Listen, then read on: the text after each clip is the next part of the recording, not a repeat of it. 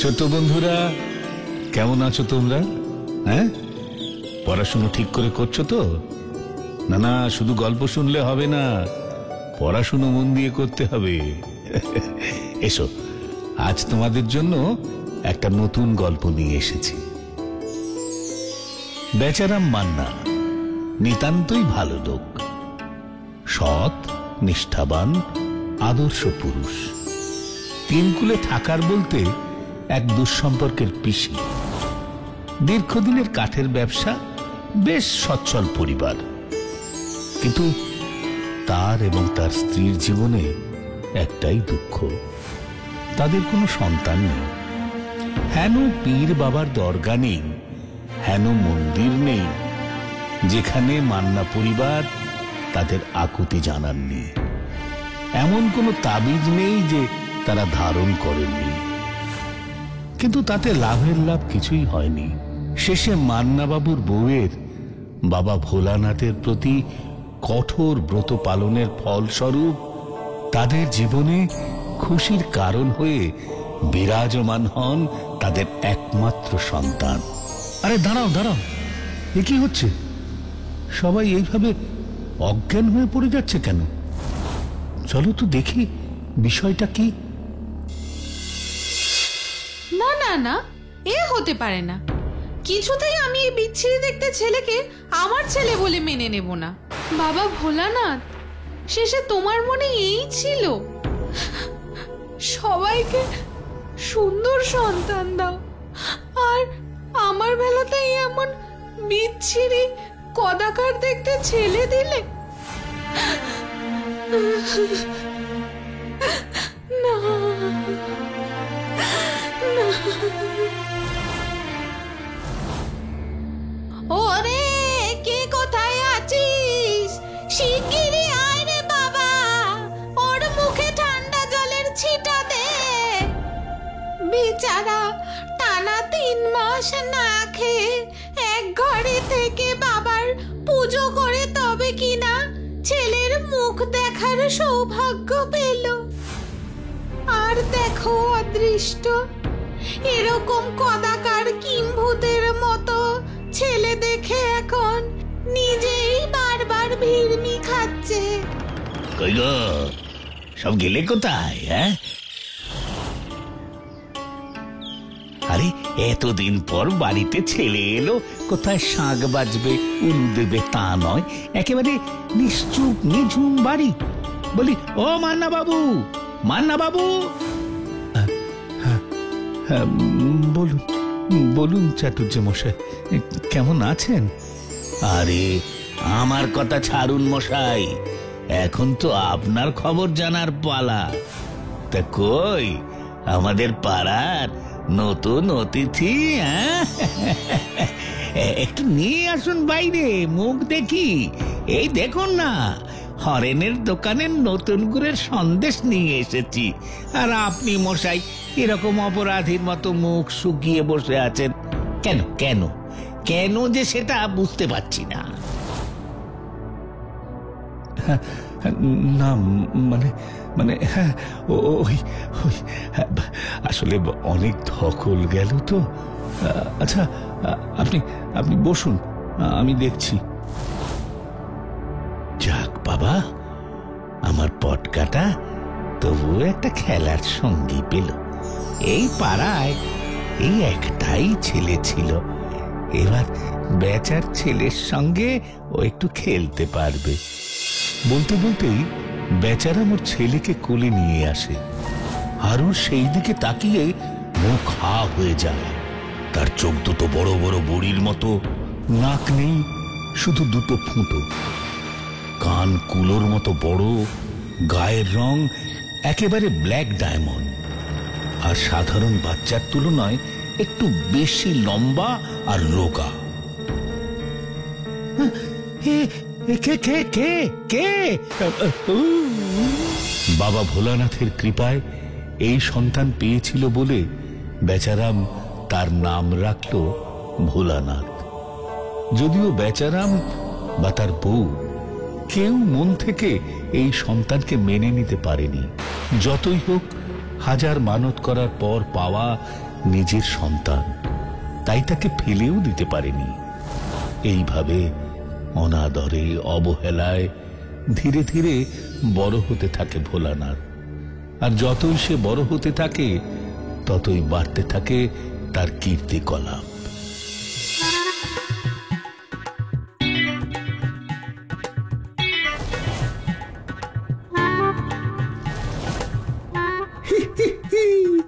নেপাদের বাড়িতে আজ কেউ নেই, যাই ওদের বাগানে গিয়ে একটু পেট পুজো করে আসি।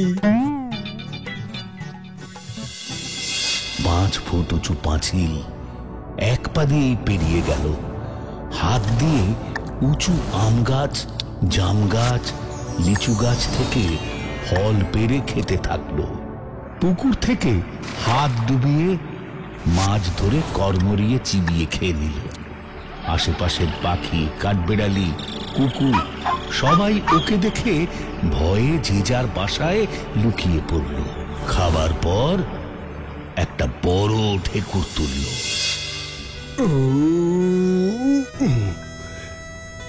আজকের দুপুরের ভোজটা বেশ ভালোই হলো। যদি এরকম পেট পুজো হয় তাহলে দুদিনে আমার পেটও নেপার বাবার মতো গণেশের পেট হয়ে যাবে। এই কে রে, কে রে? আমার বাগানে কে? এক্ষুনি বেরো বলছি। এই রে, নেপার বাবা মনে হচ্ছে। যাই বাবা, পালাই। বলেই এক পা দিয়ে 5 ফুট উঁচু পাঁচিল টপকে যেই বেরোতে যাবে অমনি হুড়মুড়িয়ে পাশের কলা গাছ শুদ্ধ উল্টে পড়ে সোজা পুকুরে। নেপার বাবা দৌড়ে আসে। কে কে কে কে কে ওখানে কে?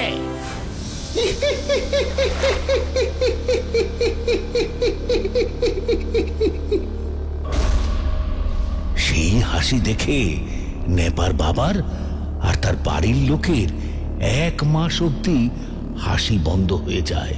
কারণ নেপার বাবা এতটাই ভয় পেয়ে যায় যে তার মুখ দিয়ে 1 মাস আর কোনো কথাই বেরোয়নি। বেচারাম আর তার বউ দিন দিন তার ছেলের জন্য অতিষ্ঠ হয়ে ওঠে। না, আর পারছি না। প্রতিদিন, প্রতিটা দিনই আমাকে এই ছেলের জন্য সবার কাছে মুখ ঝামটা খেতে হচ্ছে। পাড়ার এমন একটা লোকও বাকি নেই যে আমাকে মুখ ঝামটা শোনায়নি। এমনকি ওই চায়ের দোকানের জগা, সেও আমাকে বলে কিনা যে আমার ছেলে চোর, চুরি করে ওর সব বিস্কুট খেয়ে নিচ্ছে। ছি ছি ছি ছি ছি, মান সম্মান সব ধুলোয় মিশিয়ে দিল। আজ আসুক, আসুক একবার। আজ ওরই একদিন কি আমারই একদিন। ভালো কথা বলছি, তাড়িয়ে দাও ওই ছেলেকে। ওই রকম ছেলে থাকার চেয়ে না থাকাই ভালো। ওই দিনগুলোর কথা মনে আছে তো গিন্নি? যেদিন সন্তানের মুখ দেখবে বলে হন্যে হয়ে সব ঠাকুরের কাছে মাথা ঠুকেছ। আজ আমার সন্তান রূপে গুণে আর 5 জনের মতো হতে পারেনি বলে তাকে ঘর থেকে তাড়িয়ে দেবার কথা বলছো। তুমি তাহলে তোমার আদরের সন্তানকে কোলে বসিয়ে পুজো করো।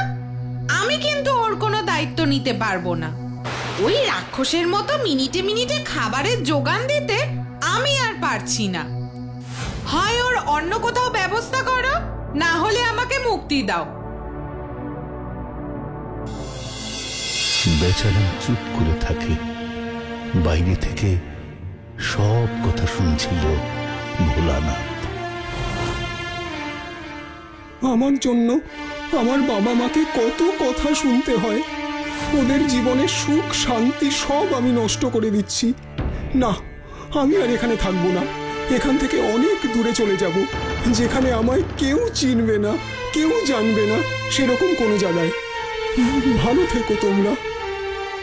এই বলে ভোলানাথ চুপচাপ বাড়ি থেকে বেরিয়ে যায়। সেদিন ছিল অমাবস্যার রাত। রাস্তা দিয়ে হেঁটে যাচ্ছে ভোলানাথ। মনে কষ্ট তাই গান গাইছে মনের দুঃখে। আমি হলাম মিস্টার ভোলানাথ, কেউ দেয় না আমার সাথ, কিম্ভূত কিমাকার দেখতে, কিছুই তো পারিনি কো আমি শিখতে। হায় হায় হায় হায়, ভূতেরা ভয় পায়, এতটাই খারাপ দেখতে।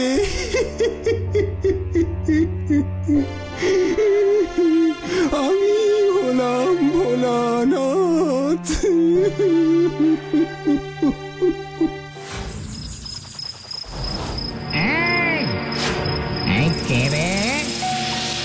এই রাত দুপুরে বেসুরো গান গেয়ে আমার ঘুমটার 12টা 5 বাজিয়ে দিলি কে? আগে আমি ভোলানাথ। আপনি কে? কোথায় আছেন? দেখতে পাচ্ছি না তো আপনাকে। আমি হলাম বেটে ভূত। আরে ওপরে দেখছিস কি? নিচে নিচে নিচে তাকা। এরকম ঢেঙা ছেলে মানুষ বাপের জন্মে তো দূরের কথা, মরার পরেও দেখিনি। বাবা, এখানে তো তোকে ভূত আর আমাকে মানুষ মনে হচ্ছে রে। আরে তুমি এখানে এত রাতে কি করছো? আরে এটা তো আমারই জায়গা, আমার বাড়ি। আমার বাড়িতে আমি থাকবো না? ও তাই বুঝি? তা তোমার বাড়ি কোথায়? ওই যে দেখছিস ছোট পাম গাছ, ওটাই আমার বাড়ি। বেটে তো, তাই খুব বেশি ওপরে উঠতে পারি না। কিন্তু তুমি এখানে এলে কি করে? সে অনেক কথা, আমার দুঃখের কথা। কি আর বলবো তোকে? তার চেয়ে বরং তুই তোর কাহিনী বল।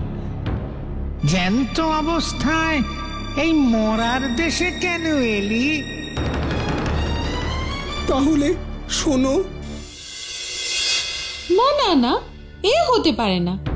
কিছুতেই আমি এই বিচ্ছিরি দেখতে ছেলেকে আমার ছেলে বলে মেনে নেব না।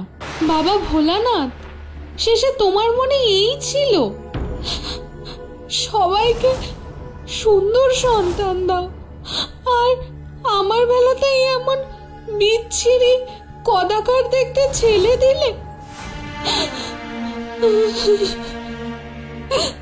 না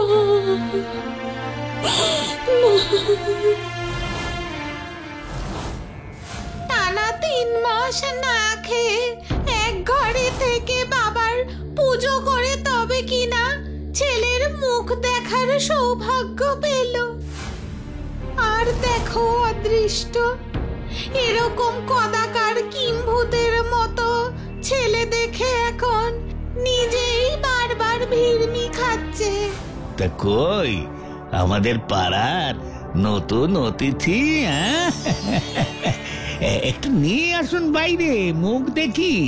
এই দেখুন না, হরেনের দোকানের নতুন গুড়ের সন্দেশ নিয়ে এসেছি। আর আপনি মশাই এরকম অপরাধীর মতো মুখ শুকিয়ে বসে আছেন কেন? কেন কেন যে সেটা বুঝতে পারছি না। না মানে মানে ওই আসলে অনেক ধকল গেল তো। আচ্ছা আপনি আপনি বসুন, আমি দেখছি।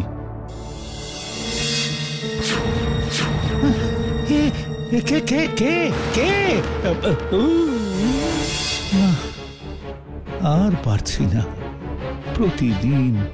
প্রতিটা দিনই আমাকে এই ছেলের জন্য সবার কাছে মুখ ঝামটা খেতে হচ্ছে।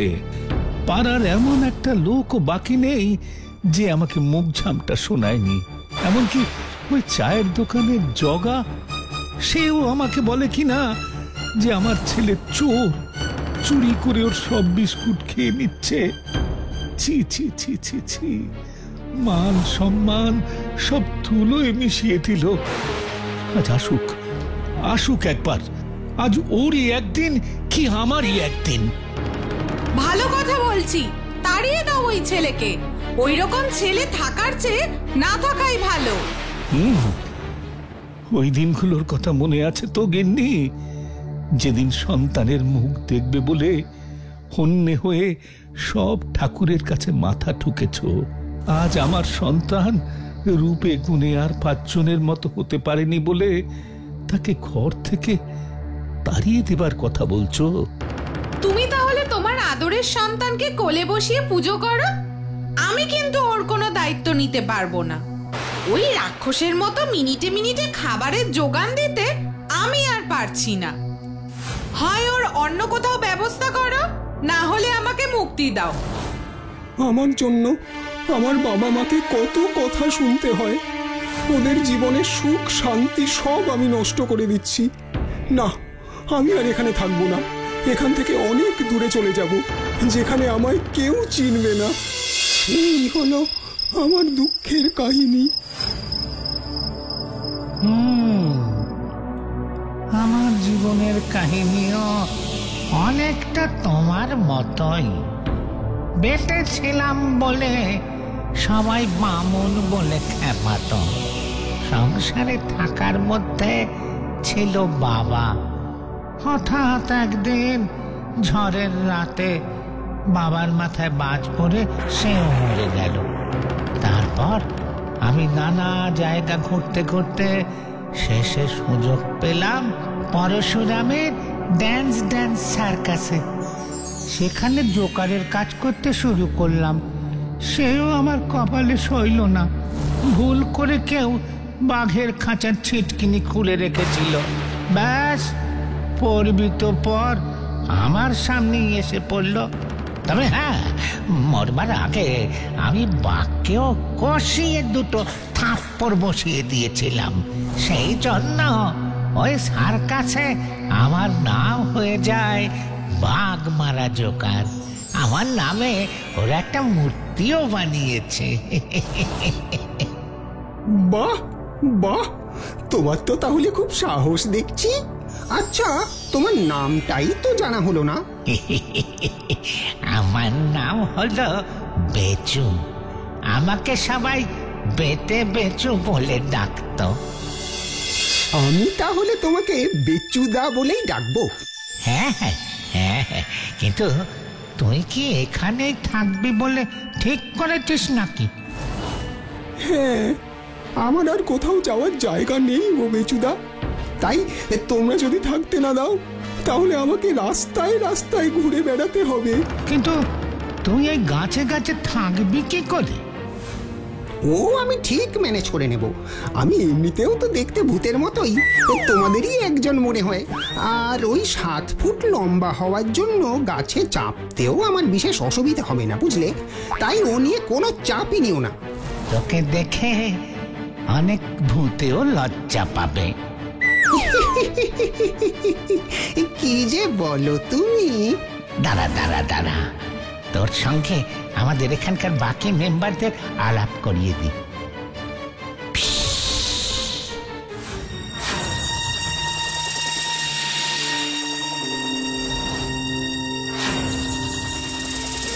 Hello hello, how are you, how are you? বাব্বা, ভূতেও আবার ইংরেজি বলে? তোমাদের এখানে কি সবাই ইংরেজ ভূত আছে? এখন ভূতেদেরও রেভলিউশন চলছে। ভূত মানেই এখন শুধু ন্যাকা ন্যাকা গলার কথা বলা বা চোখ লাল করে ভয় দেখানো নয়। আমাদেরও সমাজে অনেক কাজে যোগ দিতে হয়। কত লোকের ভবিষ্যৎ বলার জন্য আমাদের ডাকা হয়। আবার কারোর দীর্ঘদিনের অসুখ সারিয়ে দেবার জন্য আমাদের ডাকা হয়। বিভিন্ন জায়গায় বিভিন্ন ভাষার লোকজন থাকে, তাই আমরাও নিজেদের আপডেট করছি। বাহ, খুব ভালো। আমিও তোমাদের একজন হতে পেরে খুব খুশি। আমরাও খুশি। আজ থেকে তুমি হবে আমাদের গানের মাস্টার মশাই। সত্যি? গানখানা কিন্তু খাস আগে ছেলে। আরেকটা গান গাও না। আরেকটা গান গাও না। আচ্ছা আচ্ছা, গাইছি, শোনো।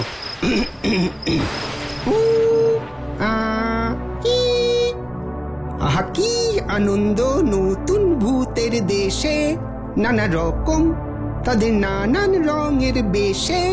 দেখো দেখো কত শত ভূতের সমাহার, নেড়া রোগা মোটা বেটে ভূতের কি বাহার, আহা ভূতের কি বাহার। খুব ভালো, খুব ভালো, খুব ভালো, খুব ভালো।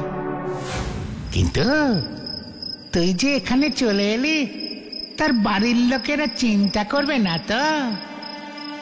না না, ওরা আমার মতো বিচ্ছিরি দেখতে ছেলের জন্য লজ্জায় কারো কাছে মুখই দেখাতে পারে না।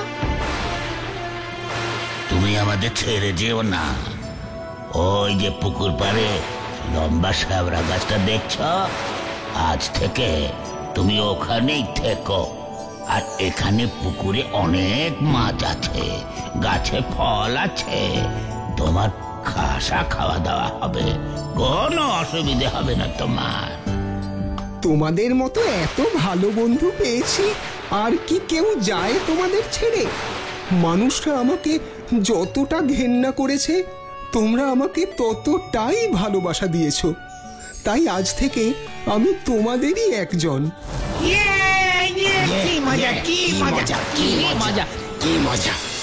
এইভাবে এক অলৌকিক পৃথিবীতে নিজের লৌকিক জীবনের আসল ছন্দ খুঁজে পেয়েছিল ভোলানাথ।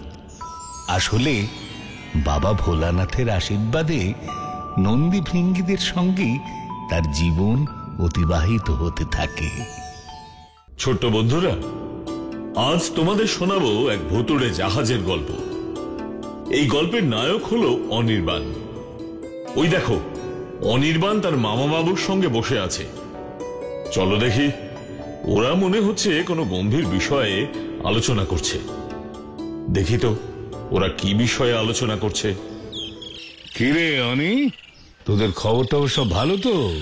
এবার অনেকদিন পরে এলি এদিকে। বাড়িতে সব ভালো আছে তো? সীমা মানে তোর মার হাঁপানিটা তো এই সময় একটু বাড়ে, আর তোর বাবারও তো হার্টের সমস্যা। সবার খবর ভালো তো? হ্যাঁ মামু, এখন বাবা মা সবাই ভালো আছেন। আসলে আমার রিসার্চের কাজে খুব ব্যস্ত হয়ে পড়েছি, তাই বিশেষ আর আসতে পারি না। হ্যাঁ, এখন সবাই তোরা খুব ব্যস্ত।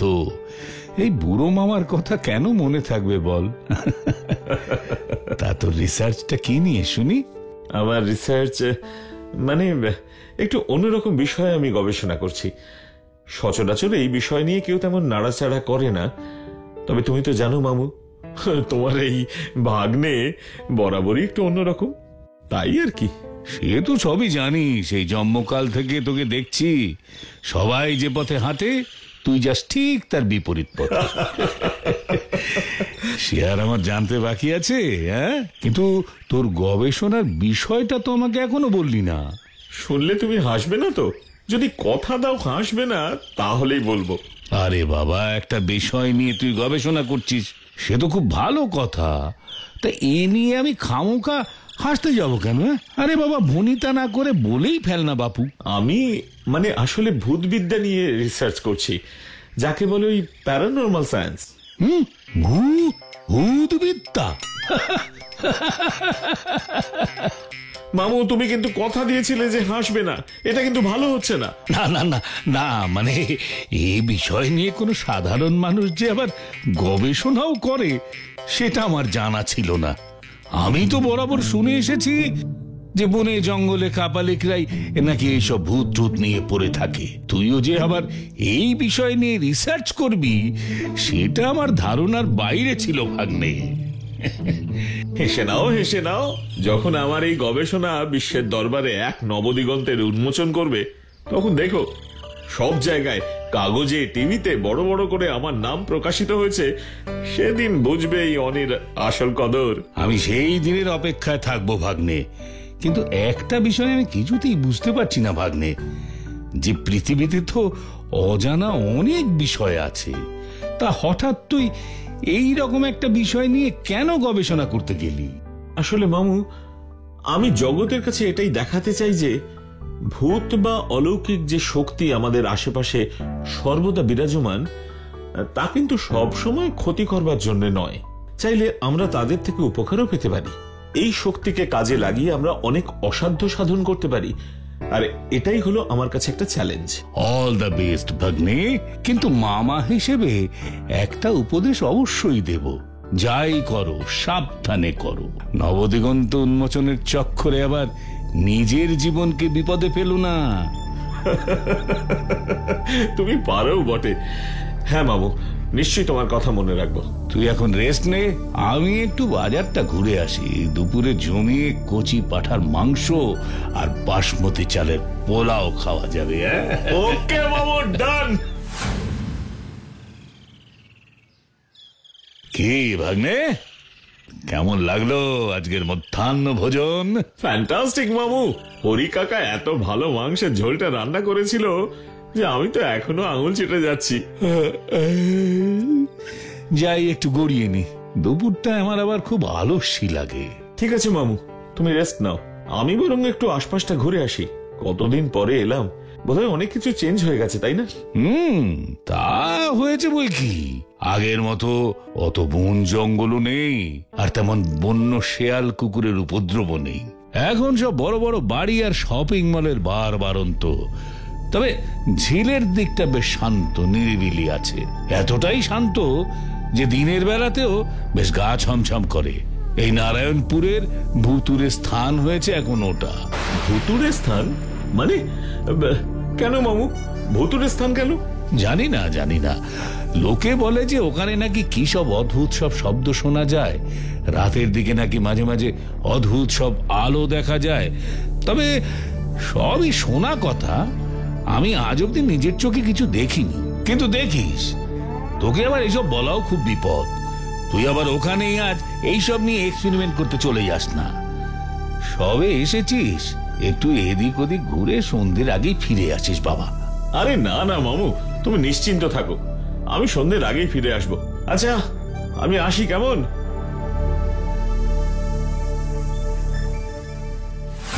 সত্যি ছোটবেলার কত স্মৃতি জড়িয়ে আছে এই নারায়ণপুরের সঙ্গে। বাবা মার সঙ্গে কতবার যে এসেছি এখানে। তখন এত উন্নতও ছিল না, কিন্তু তবুও খুব ভালো লাগতো। সব গাছ কেটে বন জঙ্গল সাফ করে উন্নত হয়েছে ঠিকই, কিন্তু কোথায় যেন সেই পুরনো দিনগুলোকে খুব মিস করছি। আর এইসব ভেবে কি হবে? সময়ের সঙ্গে নিজেকে মানিয়ে নিতে হবে gentleman. This is call life. কে কে কে আপনি? বলবো সব বলবো বলেই তো সেই কখন থেকে এখানে বসে আছি। Come here young man. বলবেন বলে বসে আছেন? মানে কাকে বলবেন বলে বসে আছেন? মানে আমি যে এখানে আসবো সেটা তো আপনি জানতেন না। আর তাছাড়া আমি মনে মনে কি ভাবছিলাম সেটাও তো আপনার জানার কথা নয়। তাহলে আরে দাঁড়াও, এত উত্তেজিত হয়েও না। ভয় পেয়ে গেলে নাকি? ভয় পাবো কেন? মানে আপনি এখানে একলা? মানে শুনেছি যে এই জায়গাটা ভালো না। এখানে নানা রকম ভূতের উপদ্রব দেখা যায়, কত শব্দ শোনা যায়। এই শব্দ না মানে থাক। আসলে আমি এখানে শান্তির খোঁজে আসি। চুপ করে এই ঝিলের জলের সামনে বসে থাকতে আমার বেশ লাগে। আর ভূত জাতীয় প্রজাতিটিকে আমি বিশেষ ভয় পাই না, কারণ বিনা কারণে ওরা কোনোদিন কারোর ক্ষতি করে না। না মানে আমি ঠিক সেটা বলিনি। আসলে আপনাকে হঠাৎ এখানে দেখে আমি একটু অবাক হয়ে গিয়েছিলাম, তাই আর কি। অবাক হবারই কথা। আসলে আপনার মতো আমিও একটু অন্যরকম, তাই একটু ফাঁকা নিরিবিলি নির্জন পছন্দ করি।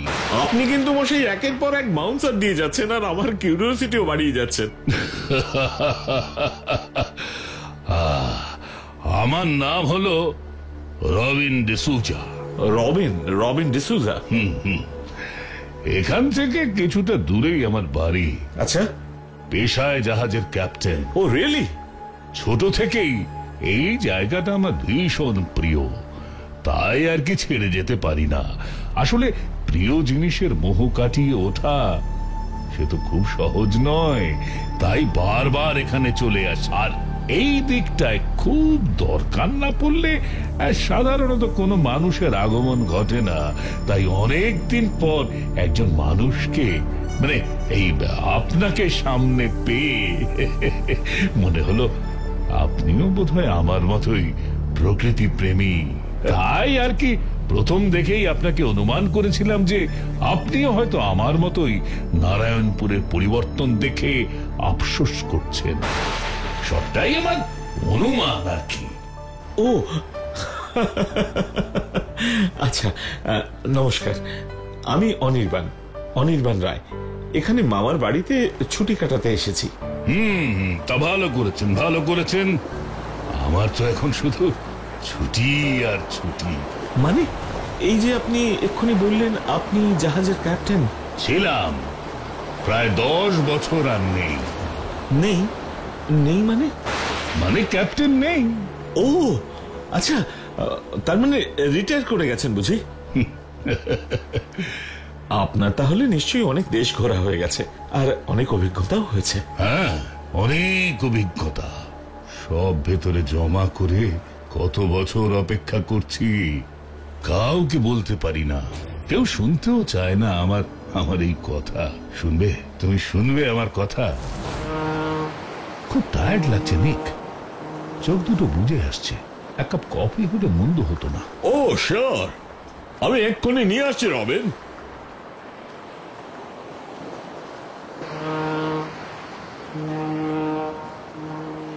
থ্যাংক ইউ নিক। তুমি শুধু আমার সহকর্মী নও, তার সঙ্গে আমার একজন খুব ভালো বন্ধু।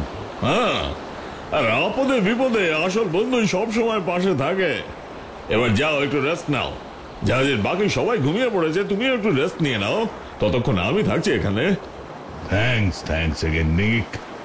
তুমি সত্যিই আমার খুব ভালো বন্ধু।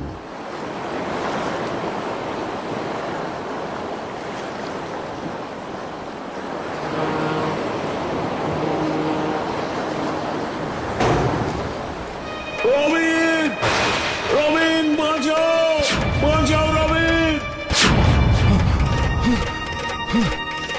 রবিন!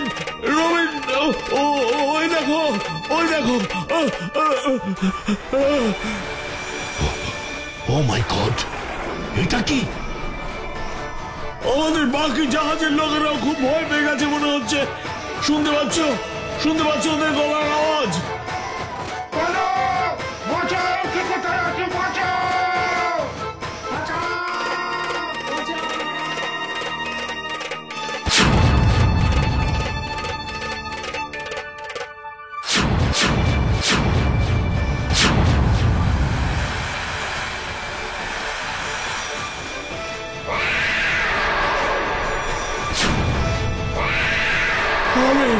রবিন!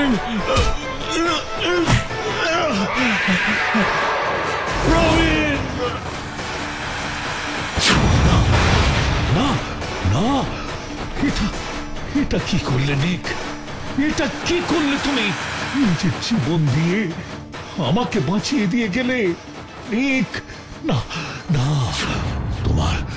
তোমার এই বলিদান আমি বৃথা হতে দেব না। আমি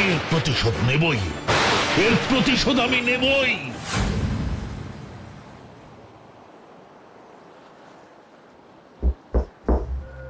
May I come in, Captain?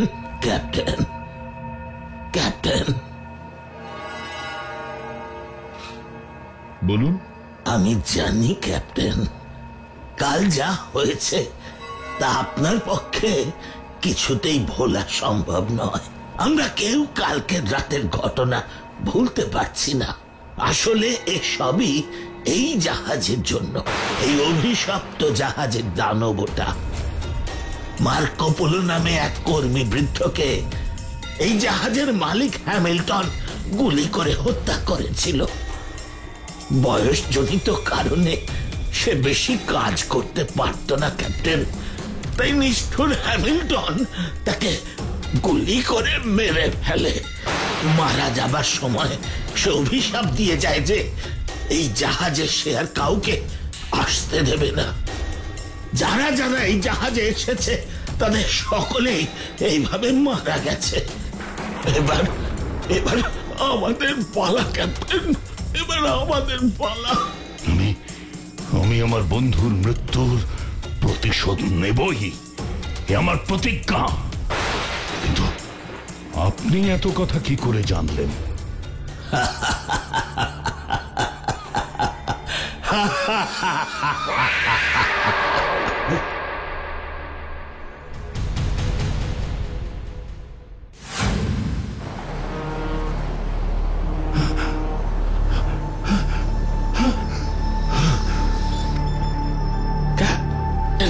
Captain সাবধান, আবার সেই ভয়ানক দানব এদিকে আসছে। এই মাত্র তার গলার আওয়াজ শুনতে পেলাম।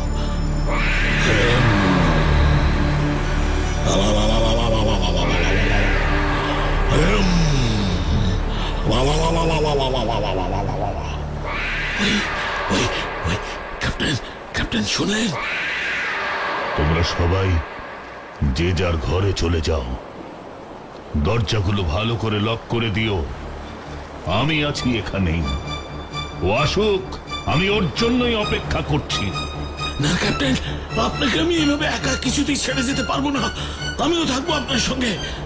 আমি যা বলছি তাই করো, ইটস মাই অর্ডার। আয় আয় শয়তান, আমি তোর জন্যই অপেক্ষা করে আছি।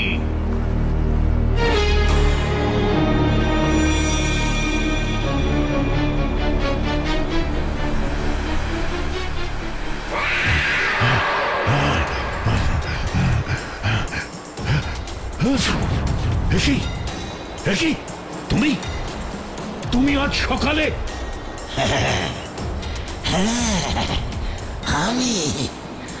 আমি হলাম সেই মার্কো পোলো। আমার অভিশাপে এই জাহাজের কেউ বেঁচে থাকবে না।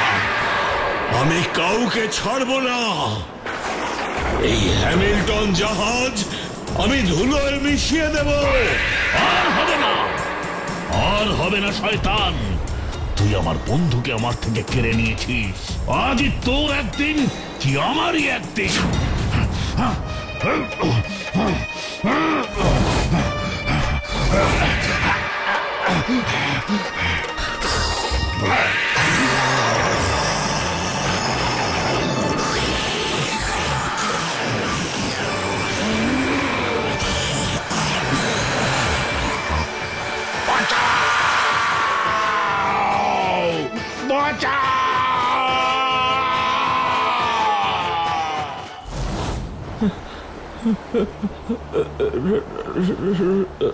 রবিন, রবিন মানে তো তুমি ছিলে, তাই না?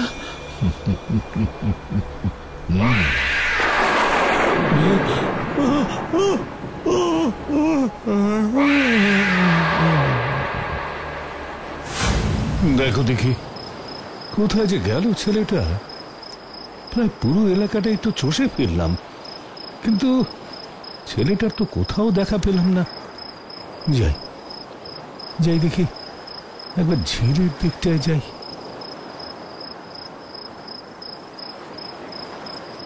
হ্যাঁ, অনি না ওটা? অনি, অনি, এই অনি, কি রে এখানে মাটিতে শুয়ে পড়েছিস কেন? হ্যাঁ, ওঠ ওঠ, উঠে পার। এই যে ঘুরতে ঘুরতে ক্লান্ত হয়ে একটু শুয়ে পড়েছিলাম মামু, কখন চোখ লেগে গেছে। বলেছিলাম এই জায়গাটায় না আসতে, সেই তুই এলি। নে চল চল, সন্ধ্যা হয়ে গেছে, তাড়াতাড়ি বাড়ি চল। হ্যাঁ মামু। আচ্ছা মামু, এখানে রবিন ডিসুজা বলে কাউকে চেনো তুমি? জাহাজে কাজ করতেন।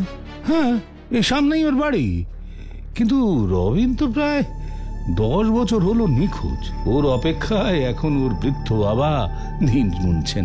কিন্তু তুই কি করে ওকে চিনলি? হ্যাঁ, সে কথা পরে বলবো না হয়। কিন্তু তার আগে আমাকে একবার ওর বাড়িতে যেতে হবে। বাড়িতে? হ্যাঁ। কেন রে? আমাকে একবার নিয়ে যাবে মামু ওনার বাড়িতে? ঠিক আছে ঠিক আছে, চল তাহলে।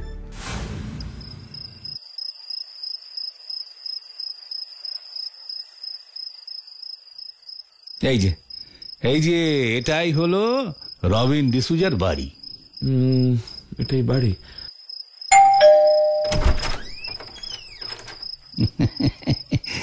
আরে সুকমল বাবু, আপনি ভেতরে আসুন, ভেতরে আসুন। এ হলো আমার ভাগ্নে অনির্বাণ, আজই এসেছে এখানে কয়েকদিনের জন্য বেড়াতে, তাই আপনার সঙ্গে আলাপ করাতে নিয়ে এলাম। ভালো করেছো, ভালো করেছো সুকমল। এই বাড়িটা আমাকে যেন গিলতে আসে। কতদিন হয়ে গেল কোনো মানুষের মুখ দেখিনি, কারোর সঙ্গে একটাও কথা বলিনি। কতদিন পর তোমাদের দেখে খুব খুব ভালো লাগছে। এই ছবিটা কার? এটা এটা আমার একমাত্র ছেলে রবিনের ছবি। আজ প্রায় 10 বছর হয়ে গেল রবিন বাড়ি ফেরেনি। ও যাদের সঙ্গে কাজ করত তাদেরও কোনো খবর কেউ দিতে পারেনি। কোথায় যে গেল আমার এই ছেলেটা। তবে আমার মন বলে ও একদিন ঠিক ফিরে আসবে। আমি জানি ও যতদিন না আসে আমি শান্তিতে মরতেও পারবো না। আমি জানি ও একদিন ঠিক ফিরে আসবে, ঠিক ফিরে আসবে।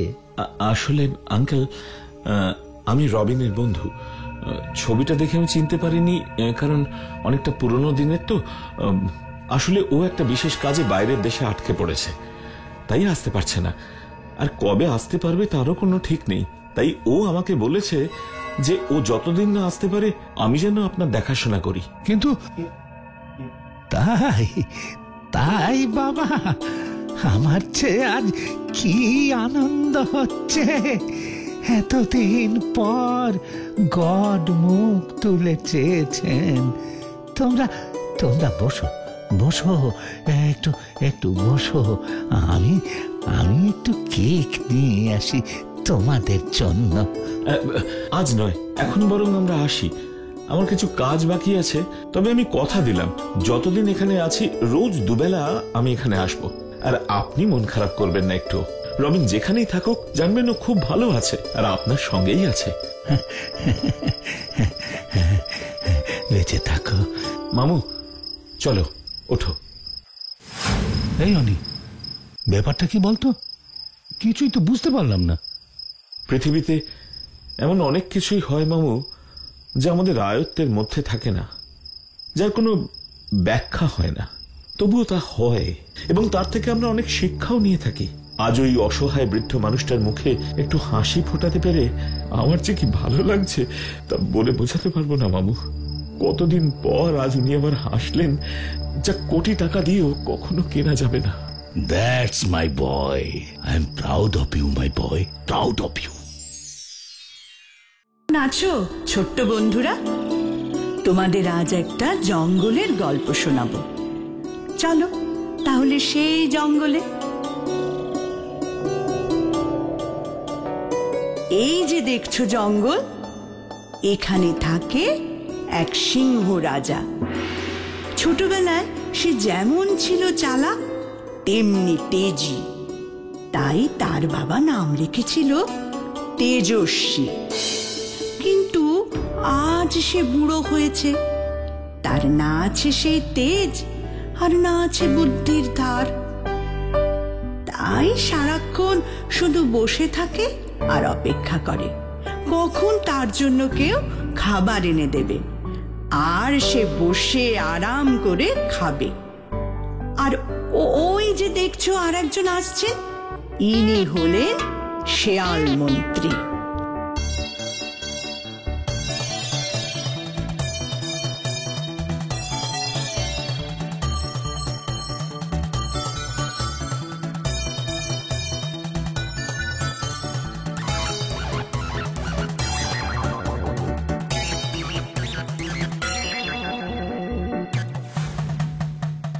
পেন্নাম হই মহারাজ। মহারাজ,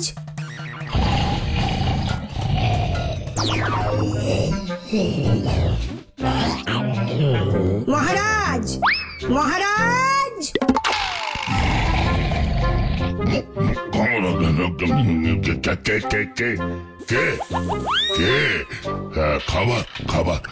খাবার এলি? আমি মহারাজ, আপনার একমাত্র মন্ত্রী বটুক শেয়াল। ও, এতক্ষণে আসার সময় হলো তাহলে। তা কোন রাজকার্য করছিলে শুনি? আমার যে খিদের জ্বালায় পেটে 1 লক্ষ ছুঁচোয় ডন মারছে, সেদিকে কি খেয়াল আছে? মহারাজ, আগে আপনার খিদের জ্বালা মেটানোর জন্যই তো সারাদিন আমি হন্যে হয়ে ঘুরে বেড়াই।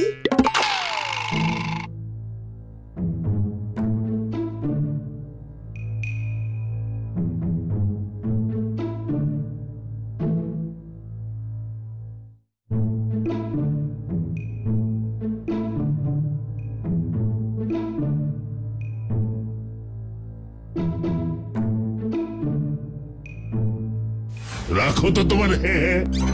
সারাদিন হন্যে হয়ে ঘুরে কি খাদ্যের জোগাড় করলে শুনি?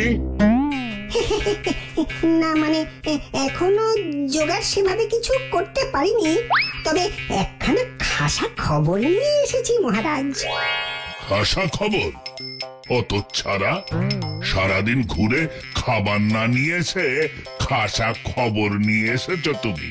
হ্যাঁ, এবার খিদের চালায় আমি তোমাকেই খেয়ে নেব। আগে আপনার খাবারের একটা সুবন্দোবস্ত করে এসেছি মহারাজ। বটে? তাড়াতাড়ি বলো যা বলবে। এই খিদে পেটে আমার আর এত হেয়ালি সহ্য হচ্ছে না। নদীর ধারে জঙ্গলের দিকে পশুদের পাঠশালা বসেছে। আমারই এক মাস্তুতো ভাই বিদেশের জঙ্গল থেকে পাশ করে এসেছে। সে আবার ওই জঙ্গলের সবাইকে পড়াশোনা শেখাবে। এই সুযোগে মহারাজ সবাইকে একসঙ্গে এক জায়গায় পাবেন মহারাজ। এই সুযোগ হাতছাড়া করবেন না। চলুন আমরাও সেখানে যাই। আড়ালে দাঁড়িয়ে থাকবো, তারপর সুযোগ যেই পাবো অমনি ঝোপ বুঝে কোপ মারবো। ঠিক বলছো তো? একই সকাল থেকে খিদের জ্বালায় আমার মাথায় আগুন জ্বলছে। তারপর যদি এই খবরটা মিথ্যে হয় তাহলে কিন্তু তোমারই ঘাড় মটকাবো।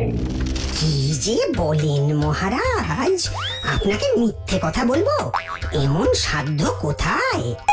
ঠিক আছে ঠিক আছে, চলো দেখি কোথায় তোমার সেই পশুদের পাঠশালা বসেছে। চলো।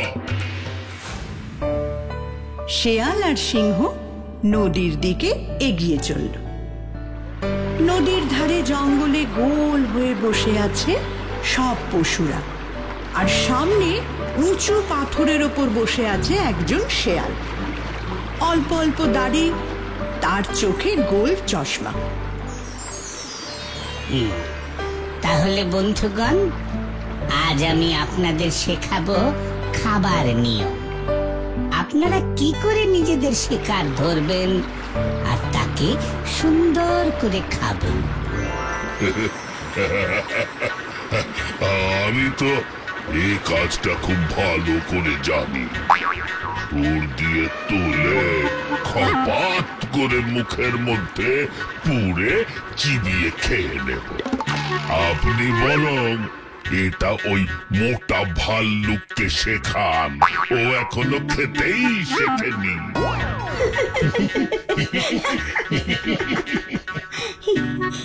হ্যাঁ, তুই তো খুব রোগা, তোর তো নড়তে চড়তেই 1 ঘন্টা লাগে। আর তোর এই বিচ্ছিরি খাবার ছিরি দেখলেই আমার খাবার ইচ্ছে চলে যায়। তাহলে দিন রাত অত খাস কি করে? হ্যাঁ, এই চুপ চুপ চুপ, সবাই শান্ত হয়ে বসুন।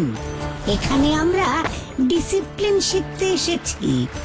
ঝগড়া মারামারি না করে সবাই মিলেমিশে একে অপরের ক্ষতি না করে কি করে বেঁচে থাকা যায়, সেটাই হলো শিক্ষার মূল কথা।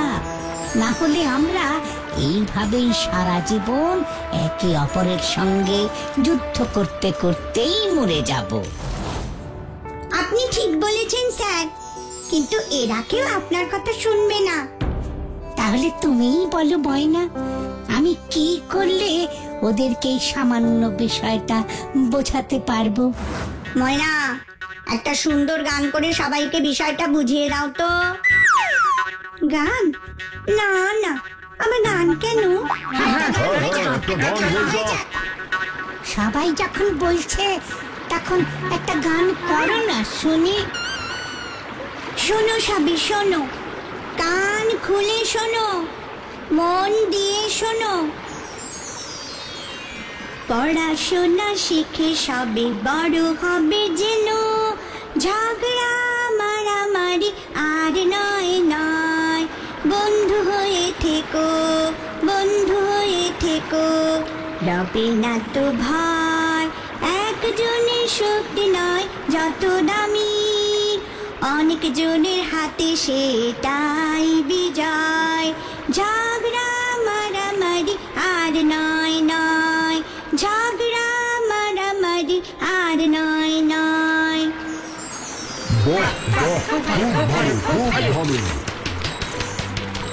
দেখলেন স্যার, কি সুন্দর গান করে ময়না সবাইকে বুঝিয়ে দিল। খুব সুন্দর গান করেছো ময়না, আমি খুব খুশি। আজ থেকে ময়না হবে তোমাদের গানের টিচার। আমাকে গান শেখাবি তো ময়না? যা, আমি জানি না। এদিকে গাছের আড়াল থেকে সবকিছু লক্ষ্য করছিল সিংহ আর শেয়াল। কি দেখছেন মহারাজ? মহারাজ, কে কে কে?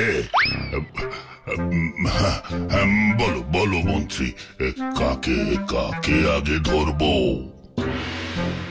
আপনি আগে ঘুম থেকে উঠুন, না হলে আমাদের এতটা কষ্ট করে আসা, অপেক্ষা করা সবটাই বৃথা হয়ে যাবে।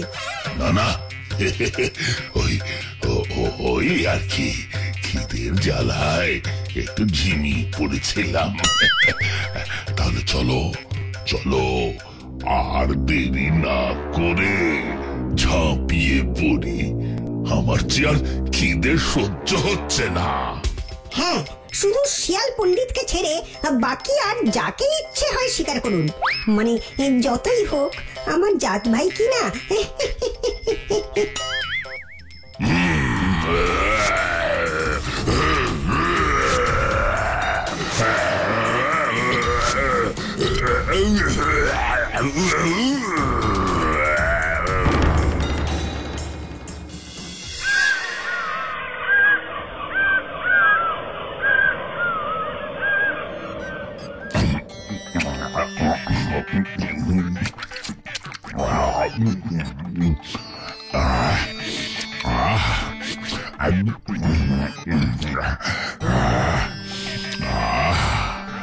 কচি টাটকা মাংস খেয়ে কি যে আরাম হচ্ছে। কতদিন পর এত কচি মাংস খেতে পেলাম। তাহলে বলুন, আপনাকে কেমন একখানা খাসা বুদ্ধি দিলাম? তা এই বুদ্ধিটা তুমি মন্দ দাওনি, এই জন্যই তো তোমাকে এতটা ভরসা করি। আগে মহারাজ, বলছিলাম আমার পুরস্কারটা। পুরস্কার? এই তো দিচ্ছি পুরস্কার। আবার কি? আগে ঠিক আছে, কাল আবার যাব, বুঝলে? প্রতিদিন এইভাবে কচি মাংস খেতে পেলে আমার যৌবন আবার ফিরে আসবে, বুঝলে? সে আর বলতে মহারাজ, কাল সকালবেলা বেরিয়েই আমি খবর নিয়ে আসবো, তারপর সময় বুঝে দুজনে বেরিয়ে পড়বো। ও আমার আর তর সইছে না। না, কখন যে কাল আবার কচি মাংস খাবো।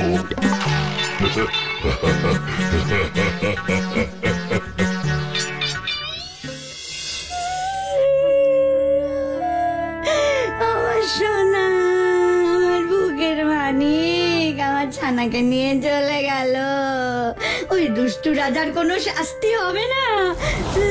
ও তো জঙ্গলের রাজা, ওকে কে শাস্তি দেবে বলো? আমরা সাধারণ পশু, ওর শক্তির কাছে আমরা কেউ হেঁটে উঠবো না। আজ একবার আসুক ওই শয়তান রাজা, এই সুরে পাকিয়ে ওটাকে মেরে না ফেলেছি তো। আর তার সঙ্গে ওর সাগরেতকেও ধরে শেষ করতে হবে। আমাদের সবাইকে একজোট হয়ে লড়তে হবে, না হলে কিছুতেই আমরা ওই শয়তান রাজাকে শাস্তি দিতে পারবো না। হ্যাঁ গুরু মশাই, ও আমাদের এটাই শিখিয়েছেন, সবাই মিলে কাজ করলে কোনো কাজই অসম্ভব নয়। এই চুপ চুপ চুপ, সবাই শান্ত হয়ে বসুন।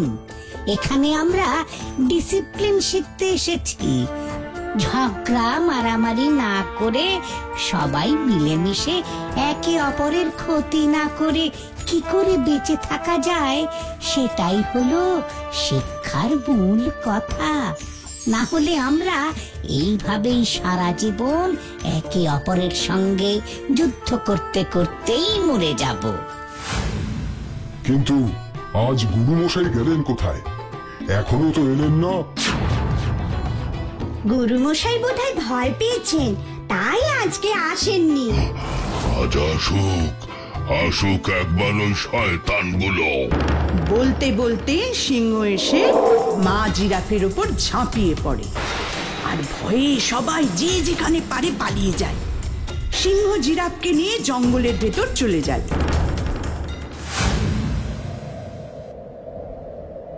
এইভাবে চলতে থাকলে আমাদের সবাইকে একদিন বেঘোরে প্রাণ হারাতে হবে। চলো চলো, সবাই মিলে গিয়ে ওকে আক্রমণ করি, তাহলে আর কিচ্ছু করতে পারবে না।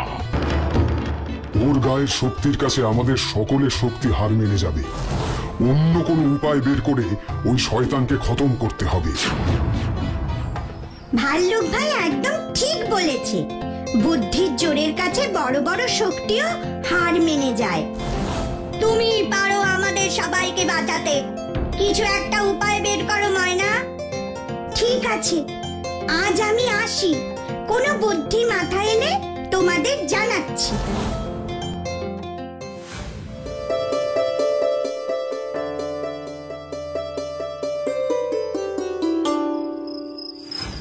আজ কোথায় যাবি রে? হ্যাঁ, আমার যে আর তোর সইছে না হতভাগা। দিন রাত শুধু খিদে আর খিদে। ভগবান জ্বালার মতো একটা পেটখানাও পাঠিয়েছেন বটে। এদিকে আমার প্রাণ যায় ওর খাবারের জোগান দিতে দিতে। ইরে হতচ্ছাড়া, কোনো উত্তর দিচ্ছিস না কেন রে? কানে কি পোকা পড়েছে নাকি? মহারাজ, ভাবছিলাম কোন দিকটায় গেলে আপনার জন্য ভালো শিকার পাবো, ওই তাই আর কি। যেখানে যাবি চল তাড়াতাড়ি, আমি আর সইতে পারছি না। দাঁড়ান মহারাজ, এই গাছটার আড়ালে আসুন। ওই দেখুন, হরিণ আর ময়না দুজন বসে আছে। সুযোগ বুঝে দুটোকেই আজ খেয়ে নেবেন। হ্যাঁ, ঠিক বলেছিস। অনেকদিন ওই হরিণটার মাংস খাবো বলে অপেক্ষা করে আছি। খুব খারাপ লাগছে রে ময়না, আমরা সবাই কত ভালো ছিলাম বল, মিলে মিশে একসাথে। এই শয়তান রাজার জন্য আমাদের বনের শান্তি একেবারে নষ্ট হয়ে গেল। ঠিক বলেছ হরিণ দাদা, সারাদিন শুধু ভয়ে ভয়ে দিন কাটে। এই বুঝি কিছু হয়ে গেল। আমার কিছু হয়ে গেলে তুই আমার মৃত্যুর বদলা নিবি তো ময়না? তুমি যে কি বলো না হরিণ দাদা, তোমার কিচ্ছু হবে না। আমার খুব জল তেষ্টা পেয়েছে, আমি ওই সামনের নদীটায় জল খেতে যাচ্ছি। সাবধানে যাস কিন্তু, ওই নদীটার মধ্যে চোরা বালি আছে, একবার কেউ ভেতরে পড়ে গেলে আর কোনোদিন উঠে আসতে পারবে না, তার মৃত্যু নিশ্চিত। ঠিক আছে, আমি সাবধানেই যাব, তুমি এখানে বসো, আমি আসছি।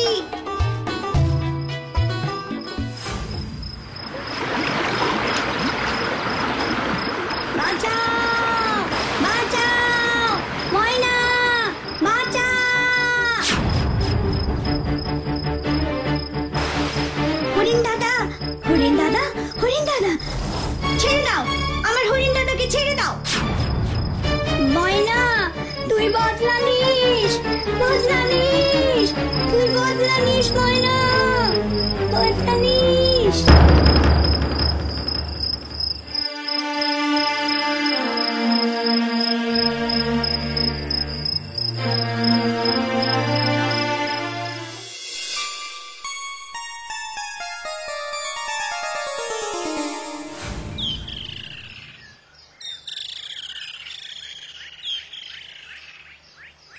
এইভাবে আর বসে থাকলে হবে না, অনেক হয়েছে, এবার আমাদের প্রতিশোধ নেবার পালা।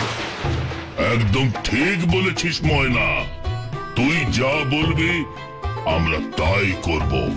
আমরা সবাই তোর সঙ্গে আছি। আগে ওই শয়তান শিয়ালটাকে শেষ করতে হবে, তারপর বুড়ো রাজা একা হয়ে যাবে, তখন ওকে খতম করব।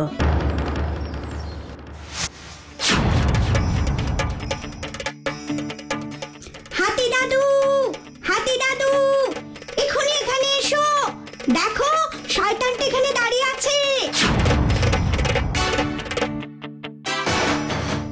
কি হলো শয়তান, কি খবর নিতে এসেছো? এবারে কাকে খাবার জন্য এসেছো? না না, মানে ওই খাবার না, মানে আমি, মানে ওই আপনাদের জন্য কষ্ট হচ্ছিল তাই আর কি। তাই নাকি? তোমার আবার কষ্ট? দেখি দেখি কতখানি কষ্ট হয়েছে।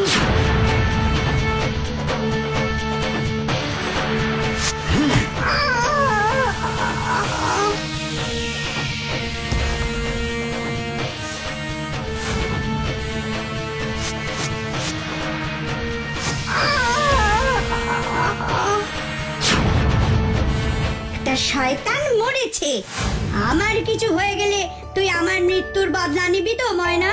তুমি যে কি বলো না হরিণ দাদা, তোমার কিচ্ছু হবে না। আমার খুব জল তেষ্টা পেয়েছে, আমি ওই সামনের নদীটায় জল খেতে যাচ্ছি। সাবধানে যাস কিন্তু, ওই নদীটার মধ্যে চোরা বালি আছে, একবার কেউ ভেতরে পড়ে গেলে আর কোনোদিন উঠে আসতে পারবে না, তার মৃত্যু নিশ্চিত। হরিণ দাদা, হরিণ দাদা, হরিণ দাদা, ছেড়ে দাও, আমার হরিণ দাদাকে ছেড়ে দাও। ময়না, তুই বদলানিস, বদলানিস, তুই বদলানিস ময়না, বদলানিস। এবার আরেকজনের পালা।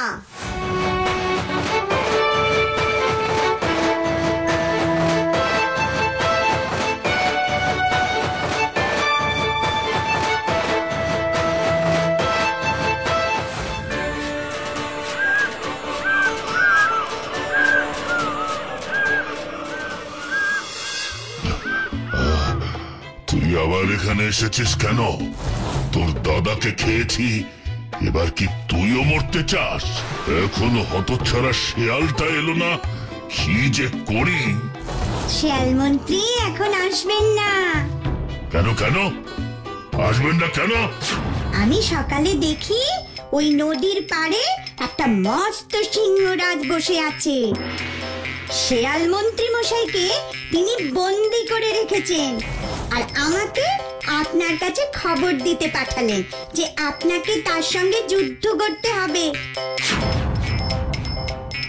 যদি আপনি জয়ী হন তবেই তিনি এই জঙ্গল ছেড়ে যাবেন, না হলে তিনিই হবেন এই জঙ্গলের নতুন রাজা।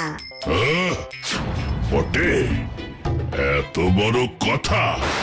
আমি থাকতে ও হবে কিনা এই জঙ্গলের নতুন রাজা?